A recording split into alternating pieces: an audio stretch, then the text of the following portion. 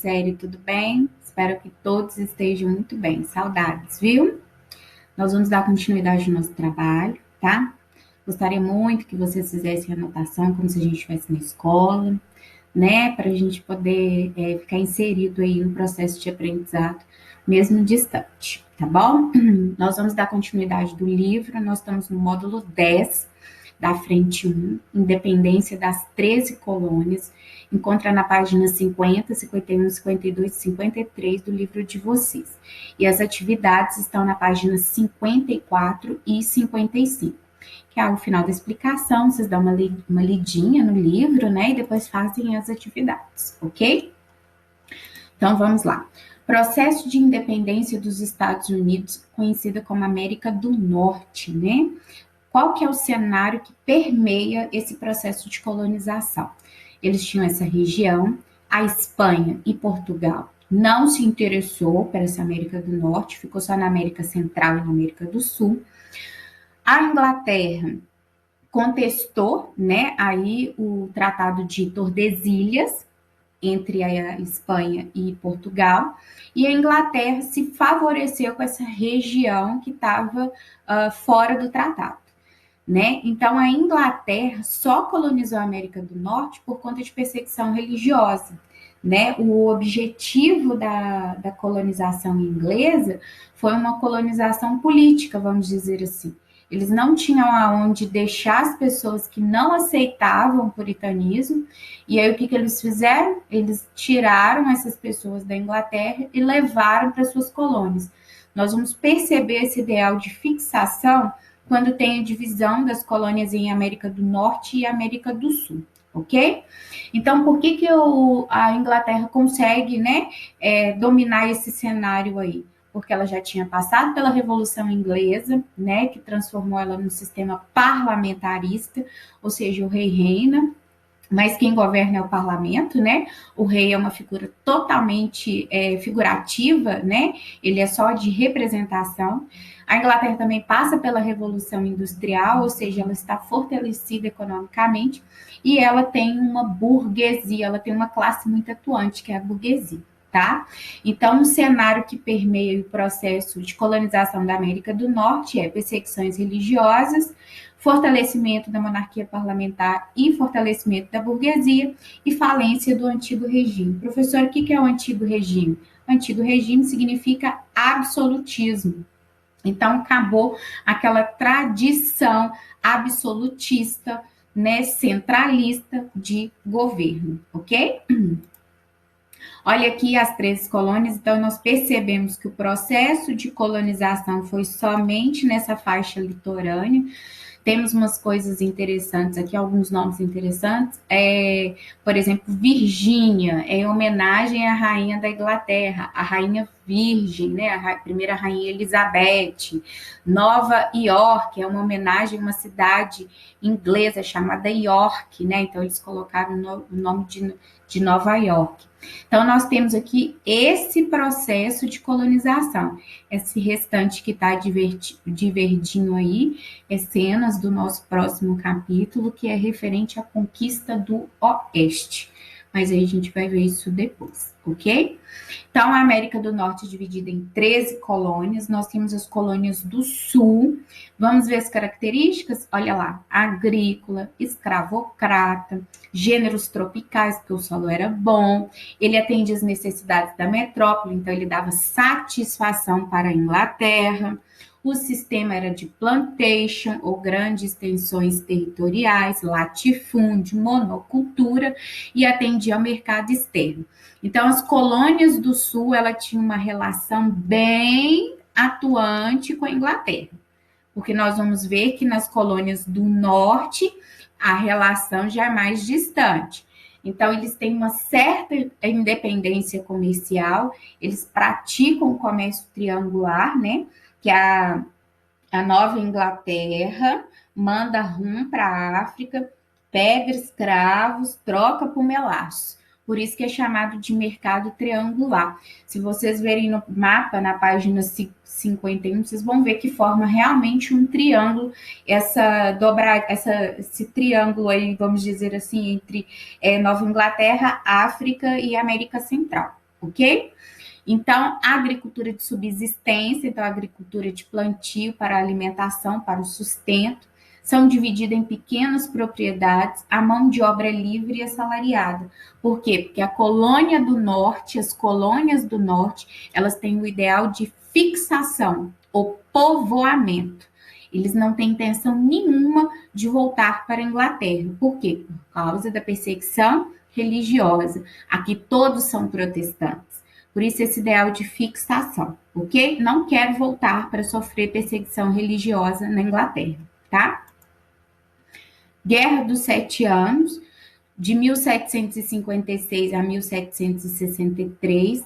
A França e a Inglaterra vão ser inimigas, né, por muitos anos. Um dos últimos conflitos que elas se envolveram foi na Guerra dos Sete Anos. Anteriormente, elas já tinham a Guerra dos 100 Anos, que durou 116, e assim por diante. A disputa entre as duas foi o interesse pelo domínio comercial de pele e pesca, nas regiões, né, que elas dominavam, e também os ingleses desaforados pegaram terras que pertenciam à França, que era parte da Índia e parte do Canadá, ok? Quem saiu vitorioso desse processo, desse conflito, foram os ingleses, e aí que começam os problemas dos colonos norte-americanos. Por quê, gente? Porque é o seguinte, a Inglaterra, ela sabia que ela tinha umas colônias, mas ela não dava muita importância, né? Era uma que a gente chama de negligência salutar. Eu tenho, mas eu não dou muita importância, eu não tenho muita relação. E aí a Inglaterra, após a Guerra dos Sete Anos, teve uma dívida muito grande por causa do gasto, né, que ela teve com a guerra. Aí ela lembrou, opa, tem colônias, vou começar a cobrar o quê? Impostos. Então vamos pensar, você acha que esses colonos que viviam na América do Norte já tinham sua independência comercial, sua independência financeira, estavam plantando para o seu sustento, eles iam se importar, eles iam, né, ficar irritados com essa cobrança excessiva de impostos, ok? E a gente vai ver impostos muito engraçados. Por exemplo, a lei do açúcar, que limitava a compra do açúcar à Inglaterra, né? Então, eles tinham que comprar na mão da Inglaterra, principalmente por conta das Índias Ocidentais, que era uma companhia de comércio. Eles não poderiam mais comprar o açúcar mais barato, que a França e a Holanda vendiam. É bem interessante porque a Holanda era uma das produtoras de cana-de-açúcar aqui no Brasil, ela deixa de produzir no Brasil, né, porque ela foi expulsa. Lembra que a gente estudou isso em União Ibérica? Pois é, a Holanda passa a produzir cana-de-açúcar onde? Nas Antilhas, na América Central. Então fica mais barato ainda comprar a cana-de-açúcar dos holandeses, porque está do ladinho ali, a América Central para a América do Norte está perto. Então o frete é muito mais barato. Vamos ter a lei do selo, todos os documentos escritos tinham que ser marcados com selos, então você não tinha o direito nem de mandar uma cartinha para o crush, porque tinha que ter selo. Por que eles queriam controlar? Para saber se os colonos não estavam assim se juntando, tentando fazer um movimento contra a Inglaterra. Então, jornais, revistas, livros, baralhos, cartinha para o crush, receita de bolo para a vizinha, tudo tinha que ser selado, tá? Proibição das relações comerciais com os indígenas, negativo, era proibida a relação com o índio. Ali eles forneciam muitas peles de carnes de animal, tá? O búfalo, principalmente. Controle comercial marítimo, ou seja, agora a Inglaterra passa a controlar tudo que entra na América do Norte. Lei do chá, era um produto muito consumido, né? Porque a maioria do pessoal veio da Inglaterra, então eles queriam preservar alguns costumes na América do Norte, bebendo chá. E aí eles só poderiam comprar das companhias das Índias Ocidentais. Então isso faz com que os colonos começam a criar uma certa rusga contra a Inglaterra por conta dessa cobrança excessiva de impostos. Outros impostos também que a gente vai ver aqui é a lei do aquartelamento. Os colonos eram obrigados a dar estadia de alimentos para os soldados que estavam vindo da Guerra dos Sete Anos. Então, você estava lá na sua casa de boa e, de repente, batia uma na porta, um soldadinho, falando, ó, quer comida, quer dormir. E você era obrigada a ceder a sua casa para algum 2 ou 3 soldados. A outra lei também interessante era a Lei Tarrant, que era de controle de vidros, tecidos, tintas e papel. Por que eles controlavam tinta e papel? Para saber se a galera estava escrevendo alguma coisa. Porque tinha a lei do selo, para poder confiscar qualquer coisa que falasse mal da Inglaterra, ou que se eles estivessem articulando alguma coisa. Aí começa a surgir os levantes. O primeiro levante foi a lei do selo, por conta da liberdade de expressão, muito pregada pelo John Locke. Né? Ele que tem aquela famosa frase: eu posso até não concordar com o que você diz, mas eu vou defender até o final o direito de você dizer as suas palavras. Então, eles utilizaram dos argumentos de John Locke, que é chamado de pai do iluminismo, para contestar a lei do selo. Outra lei também que eles contestaram foram a lei do chá. O que eles fizeram? Eles fizeram a festa do chá, né? Ou a Tea Party. Por que eles fizeram isso? Eles ficaram esperando um carregamento de chá chegar, né? Os índios ficaram lá, tudo bonitinhos, escondidos, né? Eles já sabiam melhor sobre o território. Alguns colonos também se fantasiaram de índios, né? Vamos dizer assim, de fantasia, ficaram esperando esse carregamento de chá chegar, e quando chegou, eles derramaram no mar. E aí a Inglaterra não ficou muito feliz com essa situação, não. Por quê? Porque ela perdeu o pagamento dessa entrega, né? Aqui tem uma ilustração da festa do chá, mostrando eles jogando o carregamento todo, o povo ficando feliz, né? Uou, comemorando aqui, e os ingleses vão ficar revoltados com essa situação. Vamos ver como é que vai ser a reação inglesa.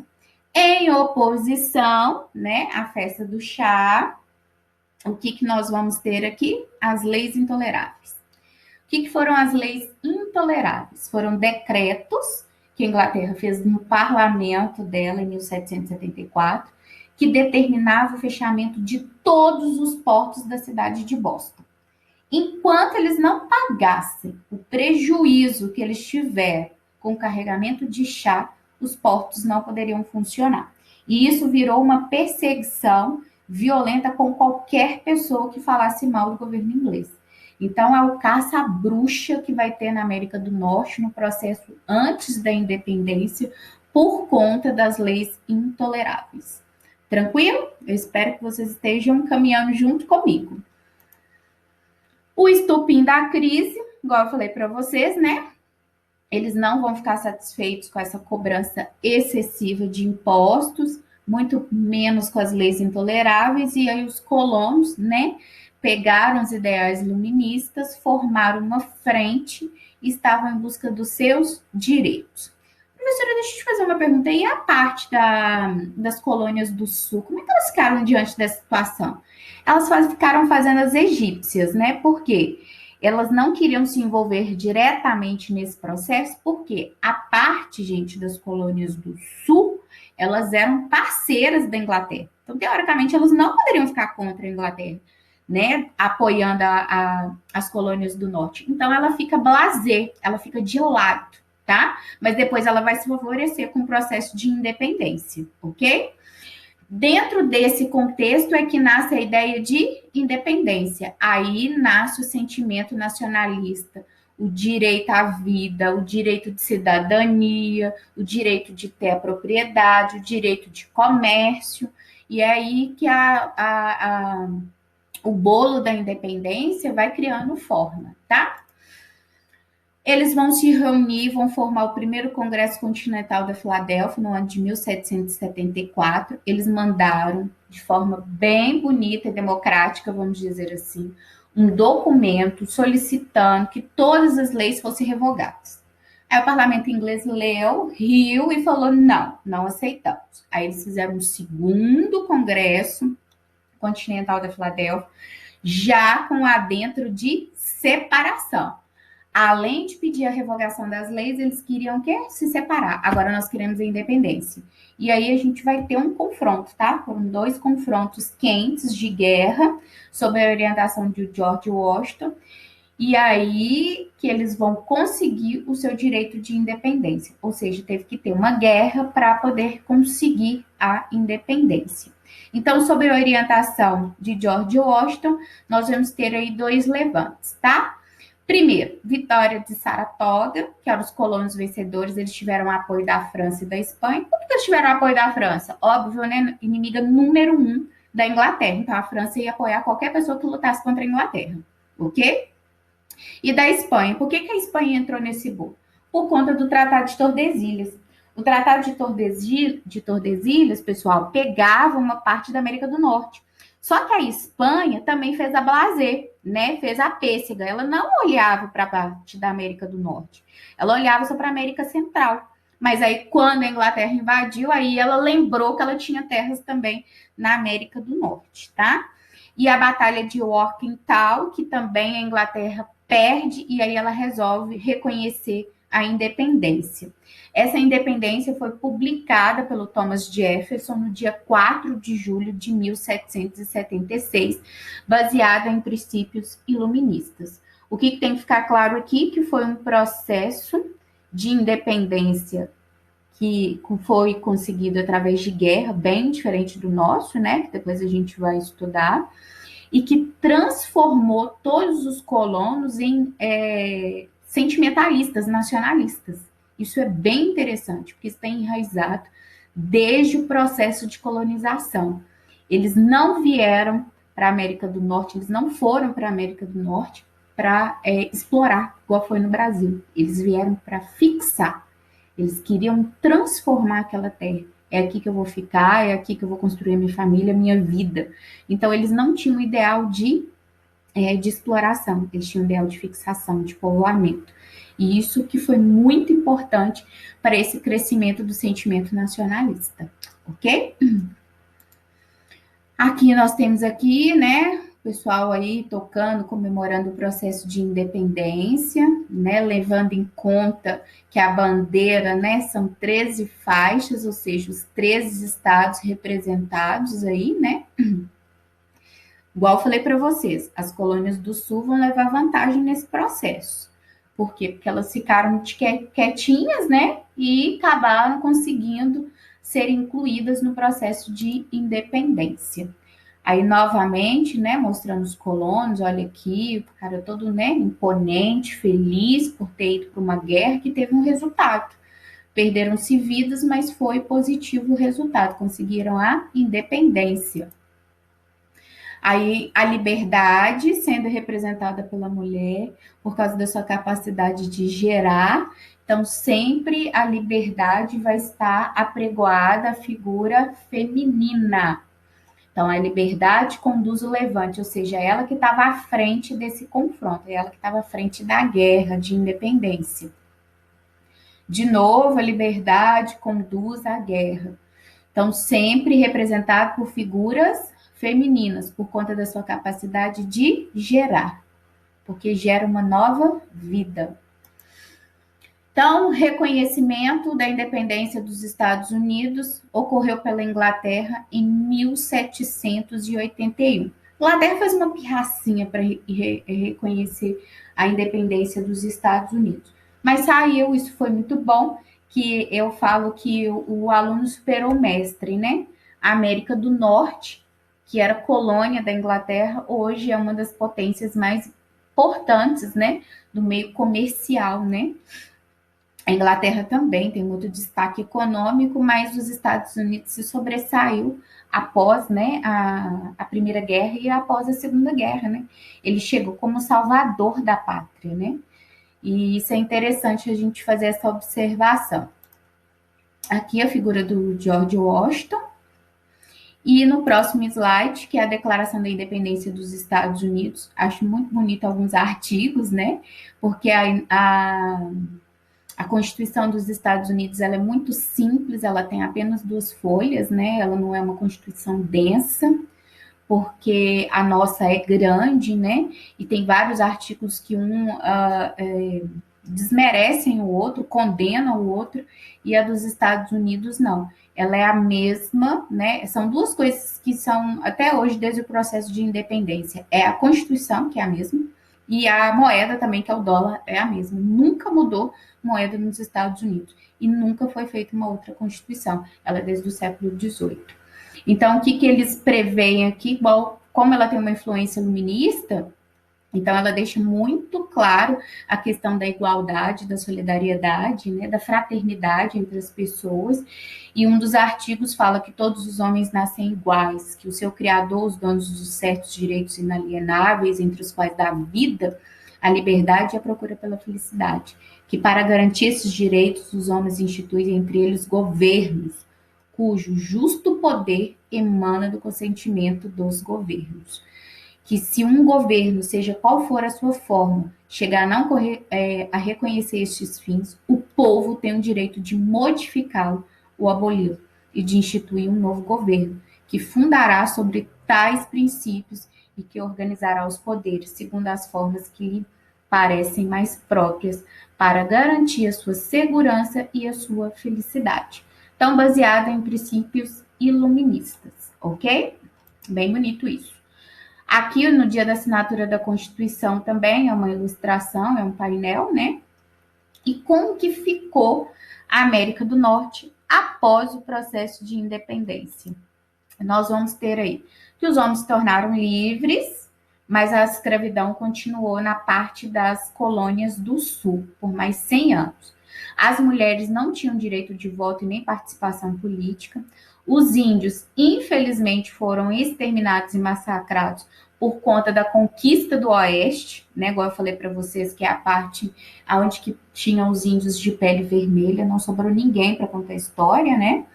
As colônias da América do Norte se tornaram federação, então todos os estados têm autonomia comercial e política, então por isso que lá tem alguns estados que têm o direito do camarada portar arma e outros não têm, ou como portar arma e com uma caixa de balas e outro cara só pode portar arma com 6 balas, por conta das leis serem próprias de cada federação. Organizar seus exércitos, entre outros. Não, então, toda atividade comercial, política e social está dentro das leis criadas por federação. Então, por isso que existe apenas uma Constituição, porque como o Estado tem o seu direito de fazer suas próprias leis, a Constituição ela é bem geralzona e aí cada Estado faz a sua lei. A divisão de poderes estabelecidos por Montesquieu, né, que é o lege, que eu gosto de passar aquele esqueminha para vocês, que é o L de legislativo, o E, né, de executivo e o J de judiciário, tá bom?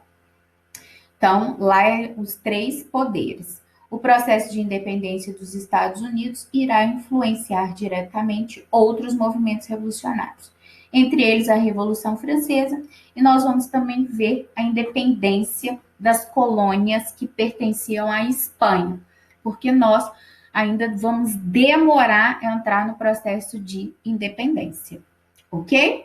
Espero que ficou bem explicadinho para vocês. Anotem se tiverem algumas dúvidas, né? Para a gente poder depois estar partilhando isso. Façam os exercícios, leiam um livro, tá bem tranquilo, né? Volta aqui na aula se tiver alguma dúvida. E espero que vocês consigam aplicar nas atividades, tá bom? Um super beijo e saudades.